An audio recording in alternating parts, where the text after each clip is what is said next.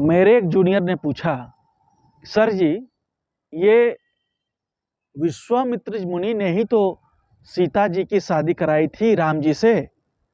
मैंने कहा हाँ, विश्वामित्र मुनि ने ही करवाई थी, पर वो त्रेता में, ये कलयुग है, कलयुग, कलयुग में भी शादी होगी और वो शादी कराएंगे अंगिरा ऋषि, विश्वामित्र नहीं, और शादी होगी वैष्णो देवी की, सीता जी की नहीं। पर ये इतना डिविएशन क्यों है? लक्ष्य से मानव इतना दूर क्यों है? कुछ और क्यों देख रहा है? क्यों? क्योंकि त्रेता में ताड़का और मारीच और सुबाहु राक्षस थे, जिनसे उनकी यज्ञ पूरा नहीं हो रहा था विश्वामित्र मुनि का, तो राम जी को ले गए, लक्ष्मण जी को लेके, उसी बहाने शादी भी हुई और उनका यज्ञ भी पूर्ण हुआ। कलयुग में एक से बढ़कर एक राक्षस है, और मेन अंतर क्या है? मति उलट जाती है। मति कैसे उलटती है? त्रेता में धर्म और अधर्म का अनुपात 3 और 1 है।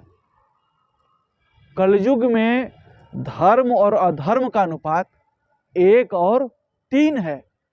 त्रेता में 3 धर्म था, कलयुग में एक ही धर्म है। वो धर्म क्या है?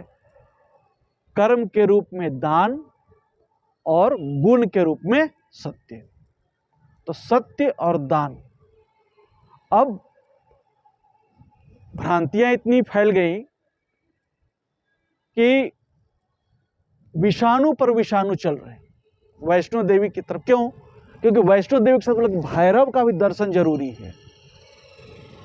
भैरव तारकासुर है, तारकेश्वर नहीं है। इस बात की गांठ बांध लें। और कलयुग में जो सबसे बड़ी इंपॉर्टेंट चीज है, जैन, बौद्ध और सिख, ये भी किसी में नारी का कोई स्थान नहीं है। मैं फिर ये बात बोल रहा हूं, उसको अच्छी तरह गांठ बांध ले। अन्यों की बात तो छोड़ दीजिए। कलयुग में जैन, बौद्ध और सिख में भी नारी का कोई स्थान नहीं है।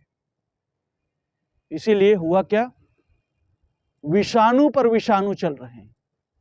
एक विषाणु गया, दूसरा विषाणु आया, एक स्ट्रेन जा रहा है, दूसरा आ रहा है। इसीलिए कलयुग में कहें गुरु अंगिरा होय। और दूसरी चीज कि वैष्णो देवी की शादी होनी है।